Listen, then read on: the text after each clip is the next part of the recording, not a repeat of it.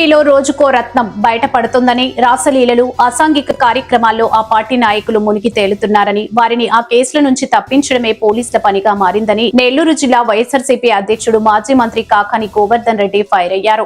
మహిళలతో గడుపుతున్న ఎమ్మెల్యేలను తప్పించడానికి కరెంట్ తీసేస్తారా అని ప్రశ్నించిన ఆయన, పోలీసులు పని ఇదేనా అని నిలదీశారు.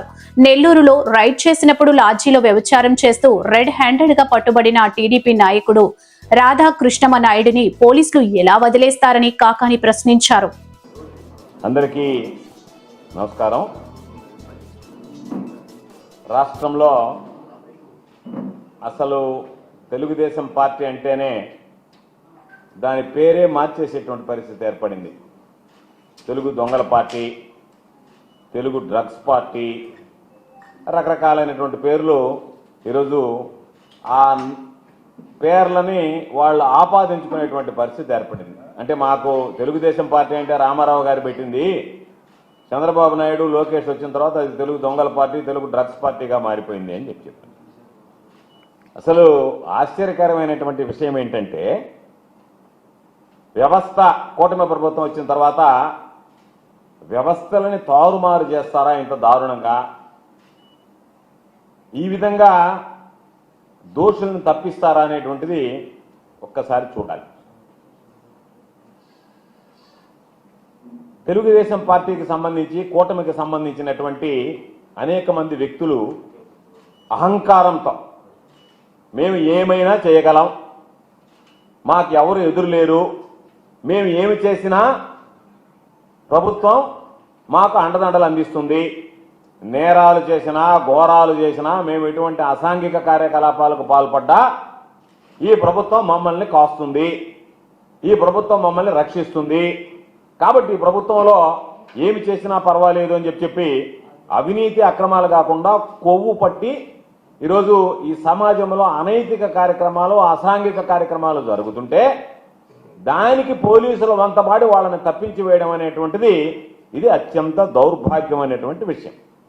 అందుకనే ఇటీవల నెల్లూరులో తెలుగుదేశం పార్టీకి సంబంధించి చాలా మంది చూసుంటారు. పాపం రైతుల ఉద్ధరణ కోసం ఎప్పుడూ పచ్చకండువా ధరించి, ఆకుపచ్చ కండువా, పసుపచ్చ కండువా కాదు, ఆకుపచ్చ కండువా ధరించి నేను రైతు నాయకుడిని అని చెప్పి ఆయన చెప్పడమే కాకుండా ఆయన పక్కన ఉన్నటువంటి ఆయన నాయకుడు సోమిరెడ్డి గారు చాలా సార్లు పాపం ఆయన రైతు నాయకుడు అన్నాడు. బహుశా ఆయన చూసి ఆ ఇన్స్పిరేషన్తోనే, ఆ ప్రేరణతోనే ఈ మధ్య ఆయన కూడా పచ్చకండు వేసి సుబ్బయ్య క్యారెక్టర్ కూడా చేయడం జరిగింది. బహుశా నేను అనుకుంటున్నా సుబ్బయ్య క్యారెక్టర్కి ప్రేరణ రాధాకృష్ణ నాయుడు, రాధాకృష్ణ నాయుడు అలవాట్లకు ప్రేరణ సోమిరెడ్డి అయి ఉండాలి.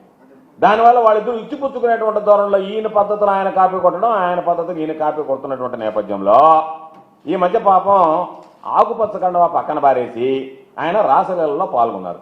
ఒక్కసారి ఆయన ఏ విధంగా అడ్డంగా నెల్లూరులో పోలీసులు చేసినటువంటి లాడ్జీల మీద చేసినటువంటి రైడ్లో, సాక్షాత్తు ఐపీఎస్ అధికారి అయినటువంటి డిఎస్పీ గారు చేసినటువంటి రైడ్లో ఆయన ఏ విధంగా పట్టుబడ్డాడనేటువంటిది, అక్కడ పోలీస్ స్టేషన్లో ఆయన ఏ విధంగా పట్టుబడ్డాడు, డిఎస్పీ ఆఫీస్కి ఏ విధంగా తీసుకొచ్చారు, డిఎస్పీ ఆఫీసులో ఆయనకి ఏ విధంగా కౌన్సిలింగ్ ఇచ్చారనేటువంటిది మీకు కళ్ళకు కట్టినట్టుగా ఒక్కసారి నేను చూపించేటువంటి ప్రయత్నం చేస్తాను.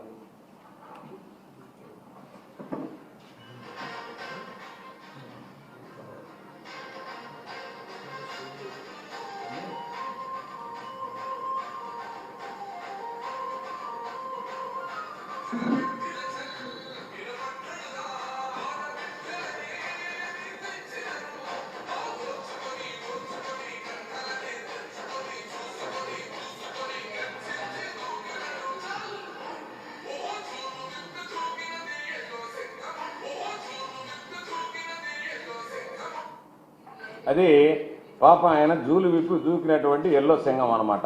ఆయన దానికి సంబంధించినటువంటి దాంట్లో స్పష్టంగా ఆయన ఏ విధంగా పార్టిసిపేట్ చేశాడనేది అర్థమైంది. దానికి సంబంధించినటువంటి ఇంకొన్ని వీడియోలు కూడా చూపిస్తాం. డిఎస్పీ గారు మాట్లాడే వెర్షన్.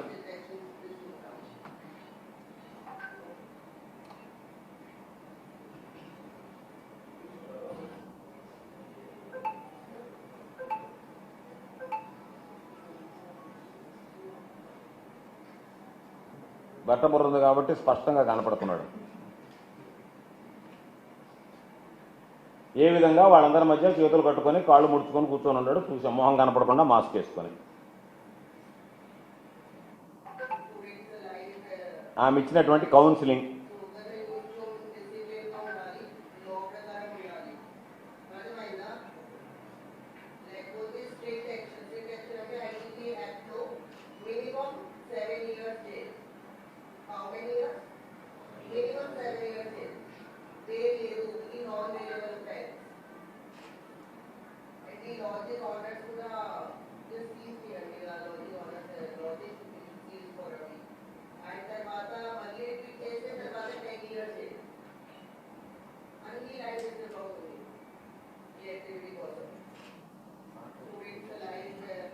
నెక్స్ట్ చూపించినటువంటి లైవ్ వీడియోస్ అంటే ఆమె కౌన్సిలింగ్ ఇచ్చినప్పుడు కూడా ఆయన ముద్దాయి కింద భావించి తర్వాత ఆయన ఫోటోలు చూపించాయి ఒకసారి.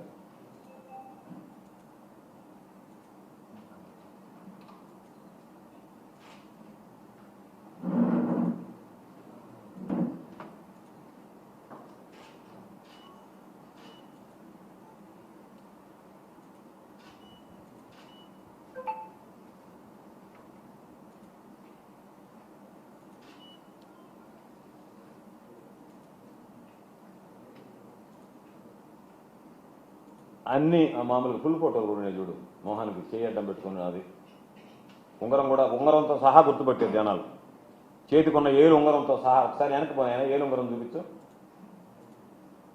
అది ఆ ఉంగరంతో సహా గుర్తుపెట్టారు. ముద్దాయిని చాలే అడగ ఆ ఉంగరంతో సహా గుర్తుపెట్టారు. ఉంగరం ఒకసారి చూపించారు. వీళ్ళు కూడా పాపం మీడియా వాళ్ళు కూడా ఉంగరం ఒకసారి చూస్తారు. వ్యక్తి గుర్తుపెట్టారు. ఇది మీడియాలో వచ్చింది. మీడియాలో వచ్చిన తర్వాత దాని మీద పోలీసులు అంటే డిఎస్పీ స్థాయి ఐపీఎస్ స్థాయి అధికారిగా ఉన్నటువంటి డిఎస్పీ అక్కడ ఉన్నటువంటి సిఐ ఒక నోట్ ఇచ్చాడు. ఇది చిట్టెం కోటేశ్వరరావు ఇచ్చినటువంటి నోట్ నేరుగా ఆయనే పెట్టాడు పోస్ట్. అక్కడ ఉన్నటువంటి సిఐ ఆయన పేరుతోనే చిన్న బజార్ సిఐ చిట్టెం కోటేశ్వరరావు వెరిఫై చేసింది వాస్తవమే. నెల్లూరు నగరంలోని సాయి గ్రాండ్ వద్ద ఈరోజు తనిఖీలు నిర్వహించిన సమయంలో తెలుగుదేశం పార్టీ నేత రావూరు రాధాకృష్ణనాయుడు అక్కడ సమీపంలో ఉండడంతో అక్కడ లేడు లోపల సమీపంలో ఉండడంతో అక్కడికి వచ్చిన కారణాన్ని అడిగి తెలుసుకున్నామని ప్రశ్నించామన్నారు. విచారించి హాస్పిటల్ పని మీద అక్కడికి వచ్చినట్టు ఆయన తెలియజేయడంతో పాటు పూర్తి స్థాయిలో వెరిఫై చేశామని చిన్న బజార్ సిఐ చిట్టెం కోటేశ్వరరావు తెలియజేశారు. విచారించిన తర్వాత హాస్పిటల్కి వచ్చినట్టు తేలడంతో పంపించి వేయడం జరిగిందన్నారు. పాపం ఆయన హాస్పిటల్కి వచ్చాడు. హాస్పిటల్కి వచ్చిన తర్వాత విచారించి పంపించేశామని చెప్పారు. మరి మీరు ఒక వ్యక్తి హాస్పిటల్కి వస్తే రాధాకృష్ణనాయుడు లాంటి వ్యక్తి హాస్పిటల్కి వస్తే మీరు రమ్మంటే పోలీస్ స్టేషన్కి వస్తాడా? మీరు రమ్మంటే కాళ్ళు చేతులు ముడుచుకున్నట్టు కూర్చుంటాడా? మీరు కౌన్సిలింగ్ చెప్తుంటే తల ఊపుతాడా? తల పైకెత్తకుండా తల దించుకుంటాడా? ఎప్పుడైతే తప్పు పనులు చేశాడో మొహానికి మాస్క్ చేసుకుని తలదించుకునే పని చేశాడు కాబట్టి తలదించుకుంటే డిఎస్పీ స్థాయి అధికారి ఒక సిఐ చేత ఒక స్టేట్మెంట్ ఇచ్చి మీడియా వాళ్ళు అడిగితే దానికి ఆమె చెప్పినటువంటిది మీడియాలో ఆమె చెప్పినటువంటి విషయం ఒకసారి ఎవరైనా నవ్వొచ్చింది నాకు.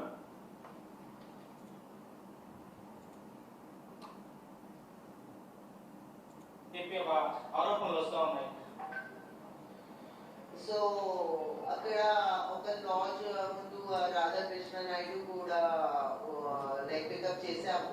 బట్ కానీ విచారంగా జరిగింది తర్వాత మేము వెరిఫికేషన్ చేశాము, సిడిఆర్ చేసాము, సీసీటీవీ చూసాము, ఒకసారి మాట్లాడాము. రికార్డ్ చెక్ చేసి నాకు తెలిసింది ఈ రాధాకృష్ణ నాయుడు ఈ హోమియోపతి చికిత్స కోసం అక్కడికి వచ్చాము. ఆయన దగ్గర ఆ ట్రీట్మెంట్ పేపర్ నేను అడిగాను. ట్రీట్మెంట్ పేపర్ ఇచ్చారా? ట్రీట్మెంట్ పేపర్ తర్వాత మెడిసిన్స్ చూపించారా? సో దగ్గర నిర్దోషంగా లేరు కాబట్టి తిరిగి పంపించాము.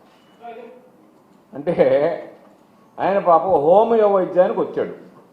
పేపర్స్ చూశారు, ట్రీట్మెంట్ చూశారు.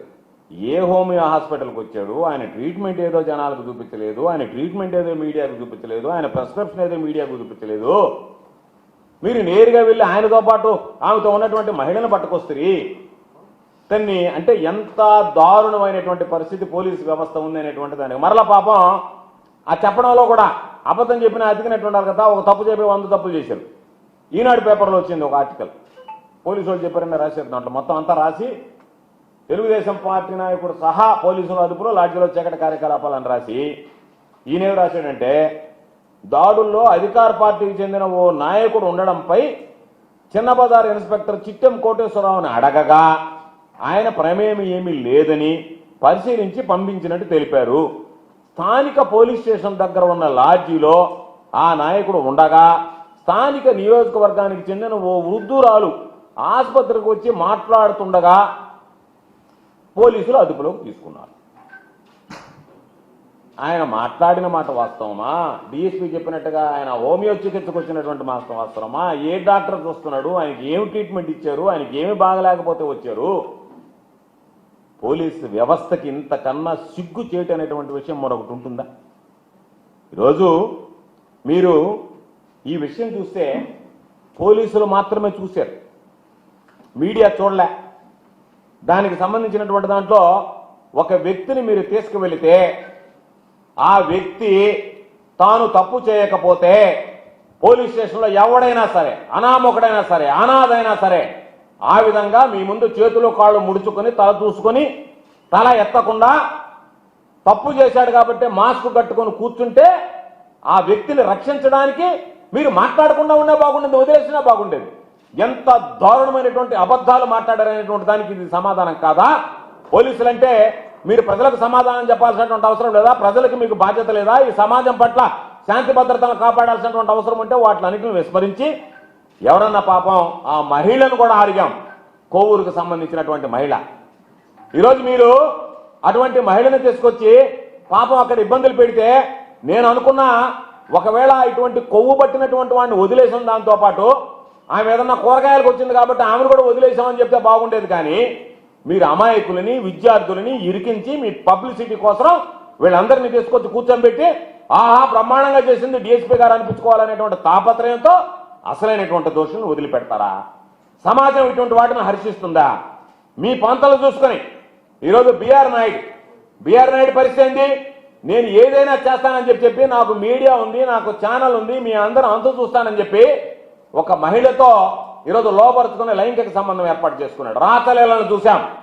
ఆ మహిళ చంద్రబాబు నాయుడుకి రాసింది, నువ్వు ముఖ్యమంత్రి కాబోతున్నావు, ఈయన నాకు చైర్మన్ అవుతారని చెప్తున్నాడు, ఇటువంటి వ్యక్తుల పట్ల నువ్వు దూరంగా ఉండండి, వీళ్ళు మమ్మల్ని మోసం చేశారు మహిళలకి, రేపు రాబోయేటువంటి రోజుల్లో మీరు ఉన్నతమైనటువంటి పదవులు ఇస్తే ఎంతో మంది మహిళలు బలవుతారని చెప్తే దానిని లెక్క చేయకుండా బిఆర్ నాయుడు నాకు వంతపాడుతున్నాడు, నాకు జాకీలు పెట్టి లేపుతున్నాడు, మీడియాలో నన్ను చూపిస్తున్నాడు, నా కోసం ప్రచారం చేస్తున్నాడు అని చెప్పి అటువంటి చరిత్రహీనుడికి, బిఆర్ నాయుడు లాంటి చరిత్రహీనుడు ఒక పరమ పవిత్రమైనటువంటి దేవస్థానంలో ఉండడానికి బిఆర్ నాయుడు అర్హుడా?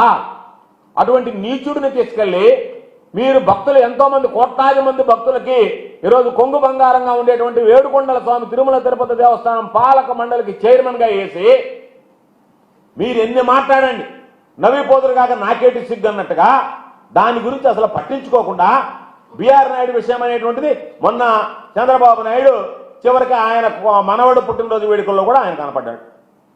ఈరోజు ఏమి నేను కళంకితుడిని కాదు, నేను కడిగినటువంటి ముత్యాన్ని, అసలు దాంట్లో తప్పే ఉంది, రాసలలో చేయనటువంటి వాడు ఎవడు, చేస్తే నన్ను ప్రశ్నిస్తారు అన్నట్టుగా ఆయన ఎదురు ప్రశ్నలు వేస్తున్నారు.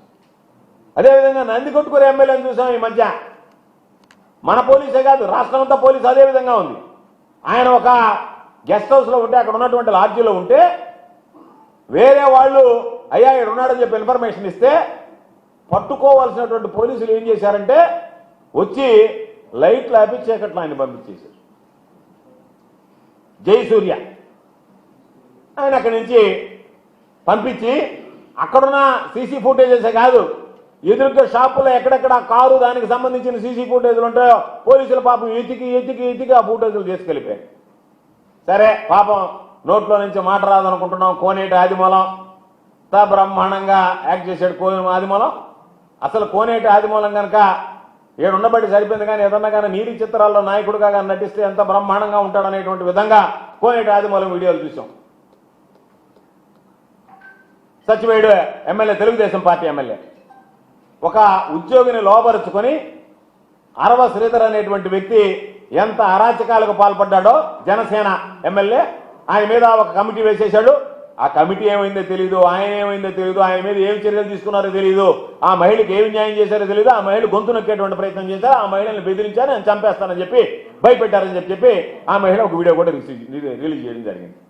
గుంటూరు ఎమ్మెల్యే నషీర్ అహ్మద్ ఆయన వీడియో కాల్ అరవ శ్రీధర్తో పోటీ పడేటటువంటి విధంగా వీళ్ళు మన పోటీలు పెట్టారు. ఆ పోటీలు కాదు, ఈ పోటీలో కానీ అయితే అందరూ నెంబర్ 1లో ఉండేవాడు. పాపం ఏ లేక ఆ పోటీలో అవకాశం లేదు కాబట్టి సోమిరెడ్డి పాపం కళ్ళు వేసుకొని సుబ్బయ్య వేషంలో పోయినాడు, లేకపోతే ఈ పోటీలో కానీ అయితే నెంబర్ 1లో ఉండేవాడు. ఆయన పోయి ఆ వీడియోలు ఆయన మామూలుగా అసహ్యమైనటువంటి వీడియోలు, అశ్లీలమైనటువంటి వీడియోలు, చివరికి కోన రవికుమార్ వేళగాని వేళల్లో ఒక పవిత్రమైనటువంటి ప్రిన్సిపల్గా పనిచేస్తున్నటువంటి కేజీబీబీ ప్రిన్సిపల్ని వేళగాని వేళల్లో ఫోన్లు చేసి వేధించడం, బెదిరించడం, ఇవన్నీ కూడా మనం ఆడియోలు వీడియోలతో చూసాం. సరే వీళ్ళందరూ ఉంటే మేమేమని పిఏలు కూడా మలుకున్నారు. సంజయ్ రాణి పిఏ ఆయన ఆమె ఇష్ట ప్రకారంగా ఆమె దగ్గర పనులకు వచ్చేటువంటి మహిళలను లోపరుచుకొని చేశాడు. ఈ మధ్యన చూసాం విజయవాడ ఎంపీ కేశినేని చిన్ని ఆడ ఉన్నటువంటి ఎమ్మెల్యే సుజనా చౌదరి దగ్గర ఉండేటువంటి అనుచరుడి దగ్గర ఆయన ఎవరెవరితో మాట్లాడుతున్నాడు అనేటువంటి మొత్తం కాల్ డేటా మొత్తం రికార్డ్ చేశాడు. కాబట్టి పోలీసుల సహకారంతో కొవ్వు ఎక్కి మదం ఎక్కి తెలుగుదేశం పార్టీకి సంబంధించిన శాసనసభ్యులు, కూటమికి సంబంధించినటువంటి శాసనసభ్యులు విచ్చలవిడిగా ప్రవర్తిస్తుంటే పోలీసులు వాళ్ళకి కొమ్ము కాస్తూ వాళ్ళని నిర్దోషులు అని చెప్పి సర్టిఫికేట్ ఇవ్వడం అనేటువంటిది నిజంగా ఎక్కడా కూడా ఇది క్షమించరానటువంటి నేరం. మీరు మీ పై అధికారులు ఫోన్ చేస్తే తలొగ్గారా? ఎందుకంటే సోమిరెడ్డి లాంటి బఫూన్ మాటలు వింటారని నేను అనుకోను. ఎక్కడో పైనుంచి వచ్చిందా? లేదు సాక్షాత్తు ఆయనకి చంద్రబాబు నాయుడు గారితోనే నాకు సంబంధాలు ఉన్నాయని చెప్తున్నాడు. చంద్రబాబు నాయుడు గారితో ఆయనకున్నటువంటి సంబంధాల ఫోటోలు కూడా చూపిస్తాను. చంద్రబాబు నాయుడు లోకేష్తోనే నాకు సంబంధాలు ఉన్నాయి, నేను సాక్షాత్తు చంద్రబాబు నాయుడు గారితో ఉండే ఫోటో నేరుగా రాధాకృష్ణ నాయుడు ఆయనకున్నటువంటి సంబంధాలు నెక్స్ట్ చూపించు. లోకేష్ బాబు నెక్స్ట్ చూపించు. హోమ్ మినిస్టర్ నెక్స్ట్ చూపించు. డిప్యూటీ స్పీకర్ నెక్స్ట్ చూపించు. జిల్లా అధ్యక్షుడు శాసన మండలి సభ్యుడు బేదా రవిచంద్ర గారు, మన సుబ్బయ్య, సర్వేపల్లి సుబ్బయ్య, ఇది కూడా సుబ్బయ్య, సర్వేపల్లి సుబ్బయ్య. వీళ్ళందరితో ఉంటే మీరు ఏ కారణాలు వంగారు? ఒక అధికారి అనేటువంటి వాడు నేరుగా చూపించి బహిర్గతమైన తర్వాత రాజకీయ ఒత్తిడికి లొంగుతాడా? లేదనుకుంటే అధికారి మీ అధికారం చేత వాళ్ళు ఫోన్ చేసి మీ పై స్థాయి అధికారం లేదు మీరు మార్చేయండి అని చెప్తే మీరు మార్చేస్తారా? కేసులను తారుమారు చేస్తారా? ఈరోజు మీరు ఎట్లుందంటే పోలీసుల నోటి మాటతో దోషులు నిర్దోషులు అయిపోతున్నారు, నిర్దోషులు దోషులు అవుతున్నారు. ఏంలే, సింపుల్. మీరు పట్టుకొని రైడ్ చేసినటువంటి దాని సీసీ ఫుటేజ్ ఎక్కడ ఉంది? ఆ లాడ్జీ సీసీ ఫుటేజ్ బయట పెట్టడానికి మీకు ధైర్యం ఉంటే, లేదు మేము న్యాయస్థానాన్ని ఆశ్రయించాను సరే ఆ సీసీ ఫుటేజ్లో భద్రపరచమని చెప్తాం. డిఎస్పీ గారు అక్కడికి వెళ్ళి తనిఖీ చేసినప్పుడు ఎవరెవరు వెళ్ళారు, ఎవరెవరు బయటకు వచ్చారు, మీరు ఎవరెవరిని తీసుకొచ్చారు, ఏ రూమ్లో నుంచి తీసుకొచ్చారు, ప్రతి రూమ్లో వీడియోగ్రాఫింగ్ జరిగింది. ప్రతి రూమ్లో ఎవరెవరు ఉన్నారో వీడియో తీసింది పోలీసు. ఆ వీడియోలు ఎక్కడున్నాయి?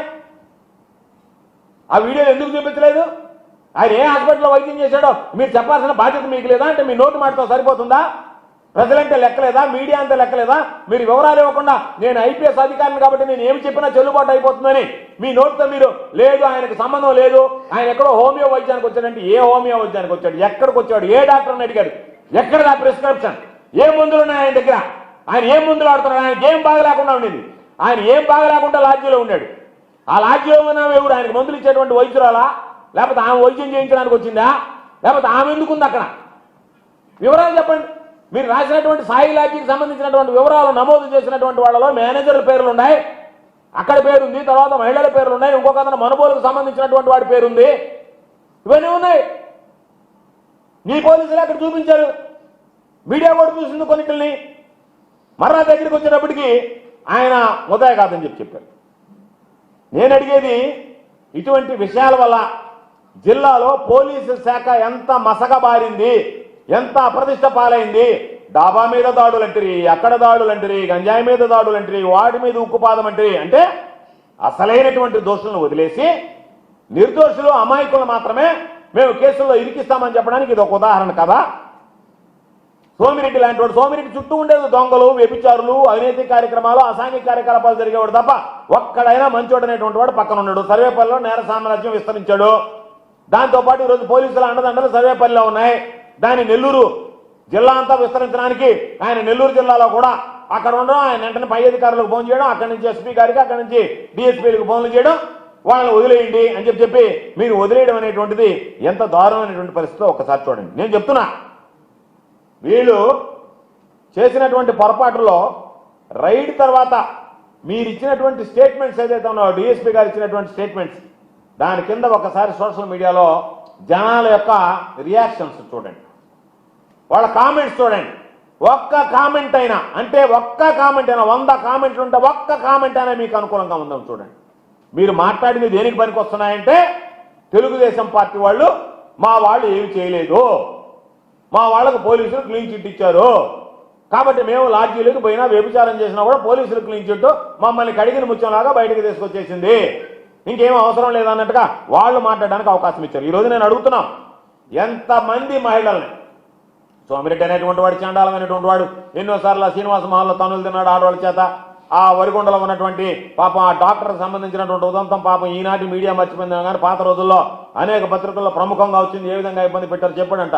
నన్ను సార్ అని పిలవద్దు, నన్ను మోహన్ అని పిలవమన్నాడంట ముద్దుగా. అటువంటి క్యారెక్టర్ ఉన్నటువంటి పక్కన వస్తే మీరు మీ దగ్గర పనికొచ్చే వాళ్ళని లోపరుచుకొని మీ ఇష్ట ప్రకారం మీరు వ్యవహరిస్తుంటే ఈరోజు ఎంతమంది మహిళల్ని రాధాకృష్ణ నాయుడు అనేటువంటి వాడు జీవితాలను నాశనం చేశాడు, ఎంతమంది అక్కడికి వచ్చినటువంటి వాళ్ళని చేశాడు.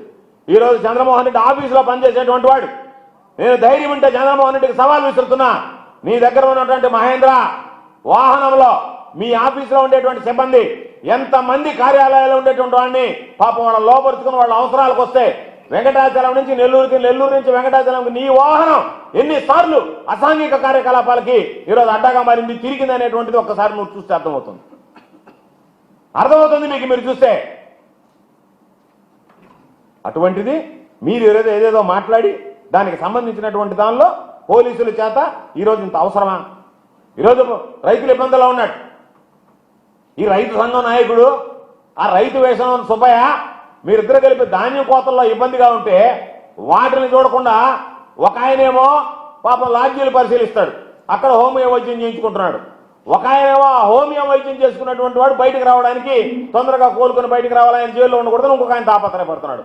మీ తాపత్రయం అంతా మీ వ్యక్తిగత విషయాల మీద, మీరు దొంగ పనుల మీద, మీరు చేసేటువంటి కార్యకలాపాల మీద ఉంది. బయటకు మాత్రం పైన ఒక ఆకుపచ్చ కండ వేసుకొని మేము రైతు బాంధవులం అని చెప్పుకుంటుంటే, వాళ్ళని రక్షించేటువంటి ప్రయత్నం చేస్తుంటే ఈరోజు ఏం అవసరం ఉంటే డిఎస్పీ గారు ఆఫీసులో ఉండేటువంటి సీసీ ఫుటేజ్ చేసుకొచ్చి మీడియా ముందు పెట్టమనండి, ప్రజలకు చూపించమనండి. లేడు, పంపించేశామని చెప్పి రాత్రి 12 గంటల దాకా ఉన్నారు అక్కడ మీడియా వాళ్ళు. రాత్రి 12 గంటల దాకా ఉన్నారు మనుషులు. చంద్రమోహన్ రెడ్డి అందరికి ఫోన్ చేసి మీరు డిఎస్పీ ఆఫీసుకు పోండి అని చెప్పి వాళ్ళందరినీ చుట్టుపెట్టి వాళ్ళ మధ్యలో నుంచి అతన్ని తీసుకువెళ్లాలనేటువంటి ప్రయత్నం చేస్తే సర్వేపల్లి నుంచి చీకొట్టి అవ్వడం బాలేదు. ఆ టైంలో చివరికి నెంబర్ ప్లేట్ లేనటువంటి మహేంద్ర వాహనం ఒకటి తీసుకొచ్చి, బొలేరోను టీవీను దాన్ని తీసుకొచ్చి దానికి పోలీస్ వెహికల్ ఒకటి అడ్డం పెట్టి, పోలీస్ కానిస్టేబుల్ని ఎదురుగా పెట్టి, లైట్లన్నీ ఆర్పేసి తీసుకొచ్చి ఎక్కించి దాని వెనక ఒక స్విఫ్ట్ డిజైర్ ఫాలో అయ్యి వీళ్ళందరూ కలిసి మీకు నేను చెప్తున్నా AP 26 BF 3336 car number Swift Dzire బొలేరోలో వెనక శివమణి అని రాసినటువంటి బొలేరో దాని నెంబర్ ప్లేట్ తీసేశారు. డిఎస్పీ గారు కరెక్ట్ గా నేను తప్పు చేయలేదు అంటే ఆ రోజు మీ దగ్గర ఉన్న సీసీ ఫుటేజ్ తీయండి నైట్. ఈ వెహికల్స్ మీ ఇంటి ముందు ఆగాయా లేదా? రాధాకృష్ణ నాయుడు మీ ఆఫీసులో నుంచి వచ్చి రాత్రి 12:30 అప్పుడు ఆ బళ్ళు ఎక్కిపోయాడా లేదా? మీకు ధైర్యం ఉంటే తీయండి. ఒకవేళ నేను నిరూపించలేకపోతే మీరు ఏ చెప్తే అది లాడ్జీలో ఉన్నటువంటి సీసీ ఫుటేజ్ మీరు చూపించినా, లేదు మీ ఆఫీసులో ఉన్నటువంటి సీసీ ఫుటేజ్ చూపించినా, అర్ధరాత్రి మీరు తప్పించలేదంటే మీరు ఏ కేసు బనాయించినా, ఏ శిక్ష వేసినా నేను అంగీకరించడానికి సిద్ధంగా ఉన్నా. నేను ఆషామాషిగా మాట్లాడటంలా ఎస్పీ గారికి చెప్తున్నా, విచారణ జరిపించండి. విచారణ జరిపించి ఒకవేళ నిజంగా నేను కనుక మాట్లాడేది అసత్యాలైతే, రావూరు రాధాకృష్ణ నాయుడు అనేటువంటి వ్యక్తి ఆ కేసులో ముద్దాయి కాకపోతే, వ్యభిచారం కేసులో పట్టుబడకపోతే మీరు ఏ శిక్ష వేసినా సరే నేను సిద్ధంగా ఉన్నా. అదేవిధంగా ఎస్పీ గారు నిజాయితీగా వ్యవహరించి డిఎస్పీ మీద రిపోర్ట్ చేయాల్సిన ధైర్యం ఎస్పీ గారికి ఉందా అని చెప్పి ప్రశ్నిస్తున్నాను. ఎందుకంటే ఇంతకన్నా దారుణమైనటువంటి విషయాలు ఏముంటాయి? ఇంతకన్నా అన్యాయమైనటువంటి విషయాలు ఏముంటాయి? మీరు వెళ్ళి లాడ్జీల మీద రైడ్ చేసి కొవ్వుతో కొట్టుకున్నటువంటి 64 ఏళ్ల వయసు ఉన్నటువంటి వాళ్ళని వదిలేసి అమాయకులైనటువంటి పాపం చదువుకునేటువంటి తెలియనటువంటి తప్పు అని చెప్పాల్సినటువంటి వయసులో ఉండేటువంటి ఈరోజు వాళ్ళని వదిలిపెట్టి తప్పు చేసినటువంటి తప్పు తెలుసుకోవాల్సినటువంటి వయసులో ఉన్నటువంటి విద్యార్థుల మీద కేసులు నమోదు చేస్తారా? వాళ్ళకి 7 ఏళ్ళు 10 ఏళ్ళు శిక్ష చేస్తారా? 7 నిమిషాలు 10 నిమిషాలు వదిలేస్తారా? ఇంతకన్నా దౌర్భాగ్యం ఉన్నటువంటి ఏమున్నాయి? కాబట్టి ఈరోజు పాపం ఈరోజు చెప్పారు, అయ్యా మొత్తం క్యూలో ఉన్నారు ముగ్గురు, ఒక ఆయనే పోయాడు లోపలికి, ఆయన దొరికిపోయాడు, ఆయన కర్మకాయ ఆయన కూడా చెప్పాడంటే కర్మకాయలు నేను దొరికిన మిగతా వాళ్ళు ఇద్దరు బయట ఉన్నారు. వీడే ఒక ఆయన ఈయన సమీప బంధువు సోమిరెడ్డి గారి సమీప బంధువు ఒక ఆయన, ఇంకొక ఆయన అందరూ క్యూలో ముగ్గురు పోయారంట 3 in 1. ముగ్గురులో పాపం ఇతను టైం కాలింది, అతను టోపీ గీపీ గారు వేసుకొని పోయితే కనుక్కొని కూడా కనుక్కోలేకపోయింది. వాడు ఆ బట్టబుర్ర కనపడింది కాబట్టి ఆయన మంచి మొహం చూసాం కాబట్టి ఓహో రాధాకృష్ణ నాయుడు అని. నేను అడిగేది ఎస్పీ గారిని చూడమనండి, ఐజీ గారిని చూడమనండి, చంద్రబాబు నాయుడు చూడమనండి. అయ్యా ఎవడైనా తప్పు చేయనటువంటి ఒక నియోజకవర్గ స్థాయి నాయకుడు పోలీసుల మధ్య చేతులు కాళ్ళు ముడుచుకొని ఆ విధంగా కూర్చుని మొహం చూపించకుండా మొహానికి మాస్క్ కడతాడా? బయట ఉంటే ఒకళ్ళు దొంగతనం చేసి నేరం చేసి బయట ఉన్నా సరే నేను ఎక్కడున్నా నన్ను ఎందుకు పట్టుకుంటున్నారని వాదించడా? గమ్ముగా వ్యానికి పోతాడా?